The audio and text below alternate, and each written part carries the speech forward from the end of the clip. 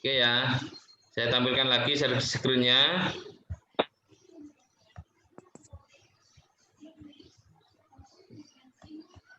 Ini ya. Jadi Ya, ini Pak. Jadi ini latar belakang masalah dari pendahuluan itu ada latar belakang masalah.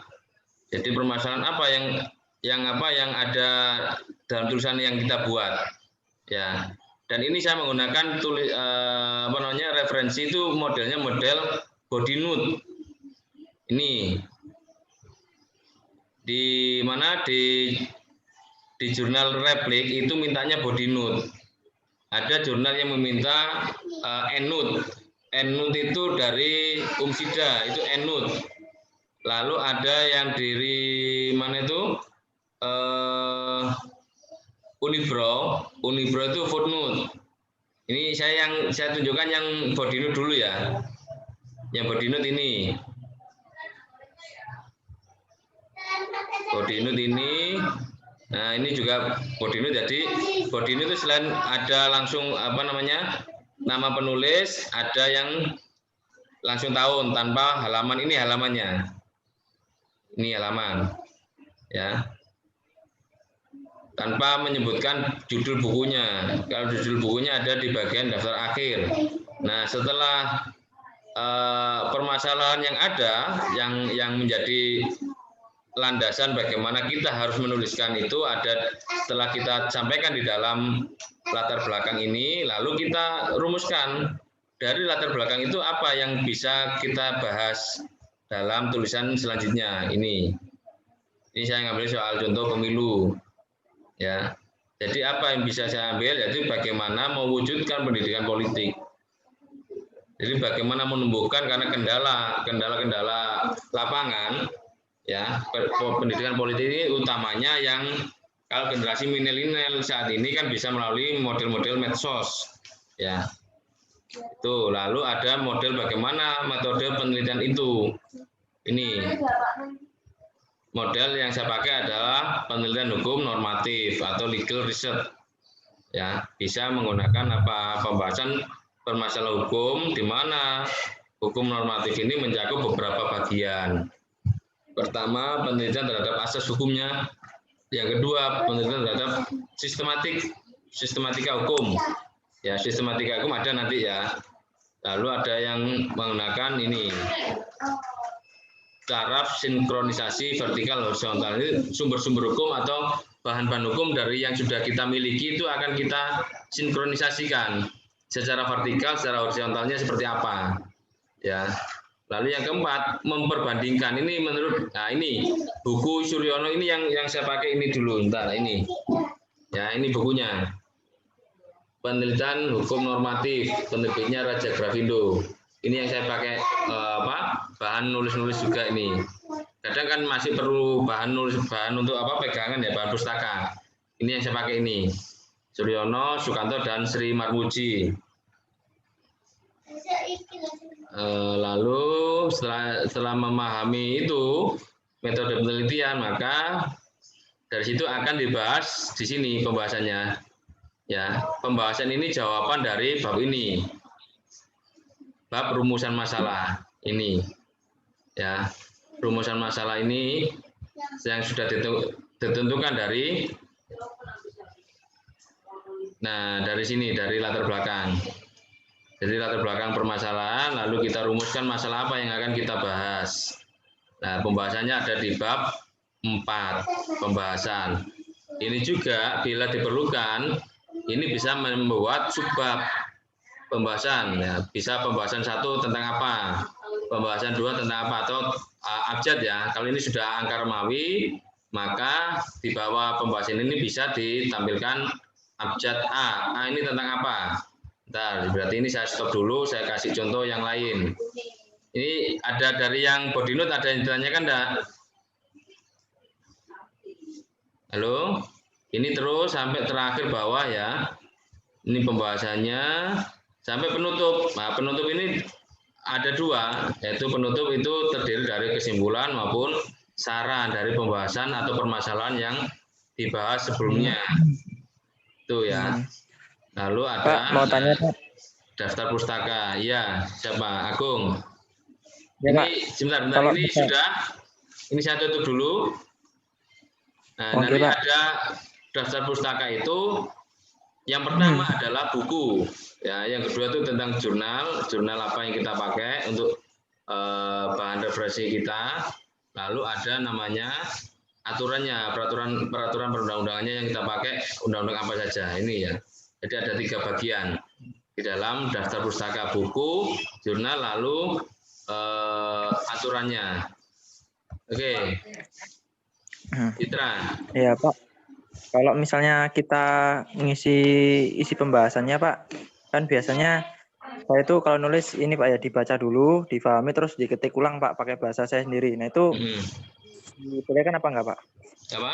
Ya kan biasanya kalau saya nulis itu kan saya baca referensinya dulu, saya pahami isinya, terus saya ketik ulang, Pak, pakai bahasa sendiri. Nah, itu gimana, Pak? Apa boleh seperti itu? Atau kalau misalnya kan Tapi saya ini, ya, sebenarnya kan kalau saya itu kurang referensi, Pak, ya. Kalau ngutip-ngutip sana sini itu kan ya bukunya dikit, jadi seringnya saya itu tiap paragraf saya ambil intinya terus saya ketik ulang, biasanya gitu, Pak.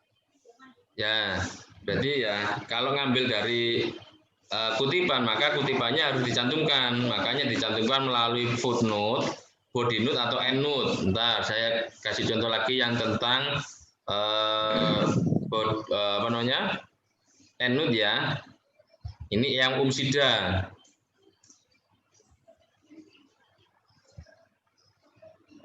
Belum kelihatan ya.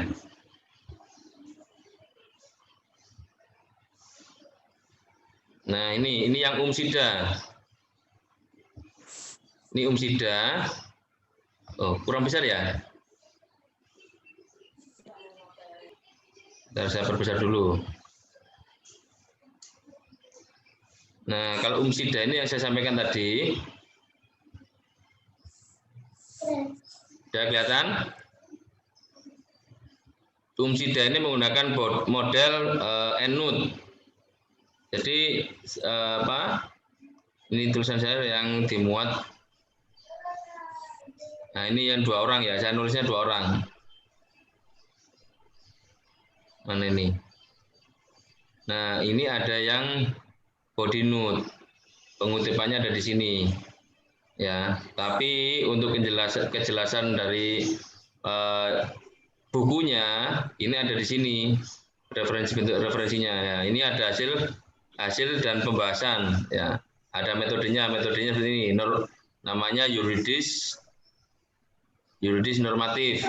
Jadi di mana penulisan itu menekankan pada penafsiran hukum seperti yang disampaikan Agung tadi.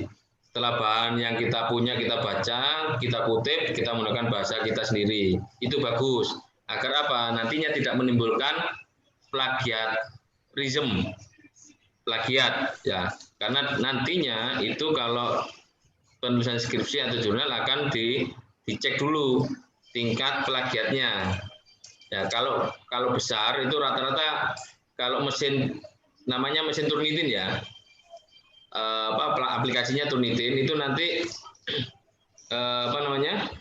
Akan dicek. Biasanya yang lebih banyak yang dianggap sebagai plagiat itu biasanya yang mengutip di undang-undang, kata-kata yang ada di undang-undang itu pasti akan muncul banyak dianggap plagiat. Padahal undang-undang kan tidak bisa dirubah kan kata-katanya, maka itu yang kadang diturnitin itu muncul merah. Lah muncul merah itu. Nah, terus gimana, Pak, kalau kasusnya seperti itu? Tidak apa-apa. Tidak apa-apa. Ini kemarin saya yang di Umsida ini yang saya tampilkan saat ini itu kemarin banyak merahnya. Saya jelaskan ke panitia. Ini kan saya menggunakan penelitian yuridis normatif. Jadi paling tidak ada bagian-bagian dari aturan undang-undang yang saya masukkan di dalam penulisan saya. Nah, kalau dianggap turnitinnya itu plagiat, nah berarti kan kita tidak boleh ngambil dari undang-undang. Kata-kata dari undang-undang kita rubah kan tidak boleh. Nah, kalau kita sudah ambil dari undang-undang itu, maka kita kan tinggal merubah atau menyesuaikan atau mengolah apa bahasanya itu bahasa diolah bahasanya itu apa ya? Ya dulu lupa saya. Jadi bahasanya jangan sampai plek ya, pendapat itu jangan sampai plek, tadi diolah. Itu. Kembangkan kalimat diulang, Pak. Dikembangkan boleh bahasanya atau yang dikurangi atau dengan misalnya sesuatu diganti apa kan gitu bisa itu namanya di parafrase. Nah, parafrase ya itu ya. Jadi bahasa yang seperti itu dirubah tidak sama dengan sumber awalnya itu di parafrase namanya. Ya. Jadi kata sesuatu hal yang demikian bla bla bla diganti bahasanya, jangan memakai sesuatu hal yang bla bla bla tadi, tapi menggunakan sinonim yang lain, persamaan kata yang lain agar tidak sama dengan kutipan yang kita ambil. Namanya parafrase. Dirubah seperti itu. Nah, ini kan pembahasan ini saya bagi per bab. Ya, per bab itu ada subjek hukumnya, lalu ada hak badan hukum atas tanah, ada subjek hak atas tanah, pengakuan persyarikatan sebagai badan hukum, bidang gerak persyarikatan. Nah, ini saya bagi per bab. Nah, kesimpulan ini. Kesimpulannya dijadikan satu, tidak dipisah antara kesimpulan maupun saran. Jadi dalam satu rangkaian kata berparagraf. Ini kalau dari Umsida. Ada juga, nah ini referensinya. Referensinya seperti ini kalau di Umsida. Ada juga ucapan terima kasihnya. Ini bentuk-bentuk kalau kita memakai jurnal, maka kita harus mengikuti aturan yang ada di mana itu? Di jurnal yang kita tuju. Ini yang menggunakan body note. Oke, saya coba cari lagi yang footnote ya. Saya coba cari yang footnote.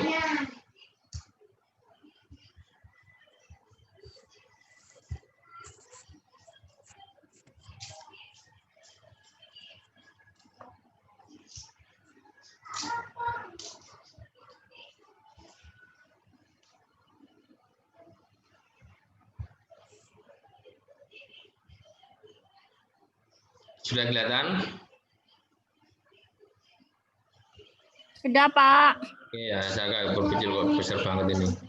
Ini yang apa? Ini yang Unibro. Unibro ini sudah Sinta 1. Ini akan mendekati ke jurnal internasional. Unibro Bahasa ini. Inggris semua, Pak. Apa? Oh, enggak, ini kalau yang mendekati jurnal internasional, maka yang ditampilkan abstraknya itu berdalam bahasa Inggris dulu, baru yang bahasa Indonesia. Kalau yang jurnal nasional, kadang jurnal berbahasa Indonesia dulu, abstraknya baru yang berbahasa Inggris. Itu bedanya ya. Jadi saya kirim naskah ini. Memang harus ada bahasa Inggrisnya, Ria. Abstrak aja, tapi yang lain berbahasa Indonesia. Ada yang mintanya berbahasa Indonesia saja, ada yang bahasa Indonesia dan bahasa Inggris. Ada tergantung, ya itu kita lihat template-nya, permintaan dari jurnal itu. Jadi tidak semuanya mintanya bahasa Indonesia saja dengan bahasa Inggris, ada yang bahasa Indonesia.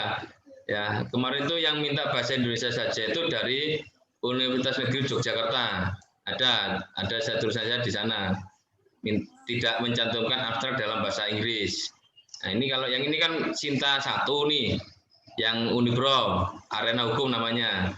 Ini terbitannya 1 tahun, sekarang menjadi 3 kali atau 4 kali. Ya, karena banyak sekali yang menaruh di Unibro. Ya, ini di sana juga ada rekam jejaknya. Jadi kapan kita mengirim naskah di submit ini, lalu direview oleh tim reviewernya, ya, lalu dikembalikan lagi enggak ke kita kapan? Nah ini saya hampir 1 tahun ini. Karena apa? Harus revisi lagi, bolak-balik revisi dari reviewernya. Karena Sinta 1 lebih teliti, lebih ketat dalam seleksi tulisannya.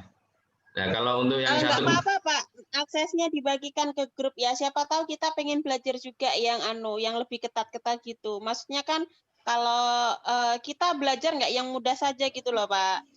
Ya siapa tahu ada yang berminat.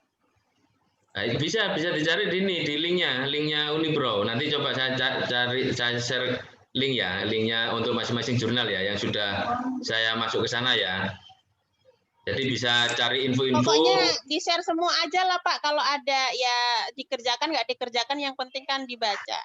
Ya, makanya kita awal dulu. Kita awal bikin tulisan tentang permasalahan hukumnya. Nanti apa? Nanti situ akan tergambar. Kira-kira aku nulisku apa sih yang aku ambil gitu loh.